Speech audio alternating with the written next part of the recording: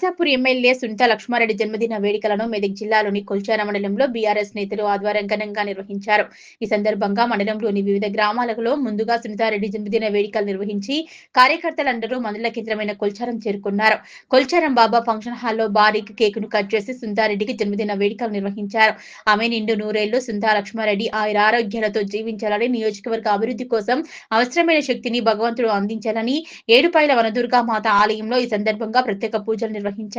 ఈ కార్యక్రమంలో మండల పార్టీ అధ్యక్షులు గౌరీశంకర్, యువజన విభాగం అధ్యక్షుడు సంతోష్ రావు, సర్పంచుల ఫోరం అధ్యక్షులు రవితేజారెడ్డి, ప్రధాన కార్యదర్శి ఆంజనేయులు, మాజీ జెడ్పీటీసీ సభ్యులు శ్రీనివాస్ రెడ్డి, ముత్యంగారి సంతోష్ మిగమాల, మాజీ ఎంపీటీసీ మంజులా కాశీనాథ్, మాజీ సహకార సంఘం అధ్యక్షులు ప్రభాకర్, మనోహర్, సర్పంచులు స్వర్ణలత, విజయ్, మోహన్, స్వామి, గీతా రమేష్, కురబైన లక్ష్మీ పెంటయ్య, నాయకులు వేమారెడ్డి, ధనరాజ్, యాదయ్య, గౌరీశంకర్, ఉసిక సుధాకర్, రంగంపేట ఉప సర్పంచ్ చిట్కుల సురేష్ తదితరులు పాల్గొన్నారు.